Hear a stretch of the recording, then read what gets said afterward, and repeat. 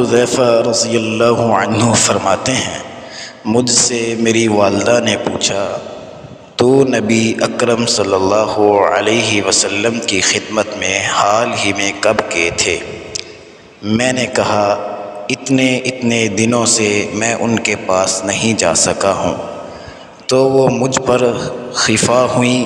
میں نے ان سے کہا، اب مجھے نبی اکرم صلی اللہ علیہ وسلم کے پاس جانے دیجیے، میں آپ کے ساتھ نماز مغرب پڑھوں گا اور آپ سے میں اپنے اور آپ کے لیے دعائے مغفرت کی درخواست کروں گا۔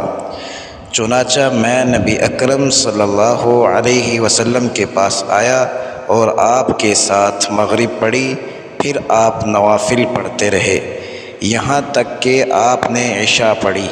پھر آپ لوٹے تو میں بھی آپ کے ساتھ پیچھے پیچھے چلا۔ آپ نے میری آواز سنی تو فرمایا، کون ہو؟ حذیفہ ہو؟ میں نے عرض کیا، جی ہاں، میں حذیفہ ہوں۔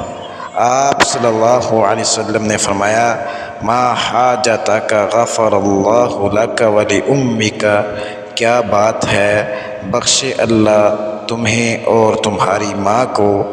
پھر آپ نے فرمایا، یہ ایک فرشتہ تھا جو اس رات سے پہلے زمین پر کبھی نہیں اترا تھا۔